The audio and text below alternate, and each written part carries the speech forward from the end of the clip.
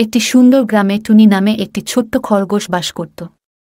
টুনি ছিল খুবই কৌতূহলী এবং সবসময় নতুন কিছু শিখতে চাইত।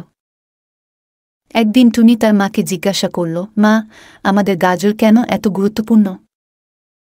তার মা হাসলেন এবং বললেন, গাজর আমাদের জন্য খুবই উপকারী টুনি। এতে প্রচুর ভিটামিন এ আছে, যা আমাদের চোখের জন্য ভালো। তুমি যদি গাজর খাও, তোমার চোখ সবসময় ভালো থাকবে। টুনি ভাবল, আমি আমার বন্ধুদেরও এই ব্যাপারটা জানাব। পরের দিন টুনি তার বন্ধুদের সাথে খেলার সময় তাদের বলল, তোমরা জানো, গাজর খেলে আমাদের চোখ ভালো থাকে? মিঠু খরগোশ বলল, তুমি কি নিশ্চিত টুনি? হ্যাঁ, আমার মা আমাকে বলেছে, টুনি বলল। টুনি তার বন্ধুদের একটি পরিকল্পনার কথা বলল। চলো, আমরা সবাই মিলে গ্রামের ফার্মে যাই এবং গাজরের গাছগুলি দেখি কিভাবে বড় হয়।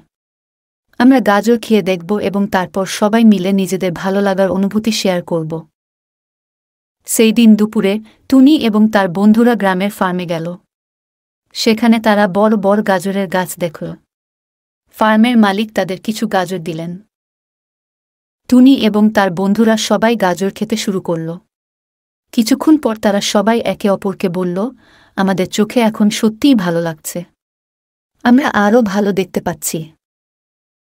তারা আরও জানল যে গাজর শুধু চোখের জন্যই ভালো নয়, এটি তাদের শরীরকেও শক্তিশালী করে তোলে। সবাই খুব খুশি হল এবং তারা সিদ্ধান্ত নিল যে প্রতিদিন গাজর খাবে। সেদিন থেকে টুনি এবং তার বন্ধুরা প্রতিদিন গাজর খেতে শুরু করল। তাদের চোখ ভালো থাকতে লাগল এবং তারা সবসময় শক্তি অনুভব করল। এই শিক্ষণীয় অভিযানের মাধ্যমে টুনি এবং তার বন্ধুরা শিখল যে স্বাস্থ্যকর খাবার খাওয়া খুবই গুরুত্বপূর্ণ। আর এইভাবেই তারা সবাই সুখে শান্তিতে জীবনযাপন করতে লাগল।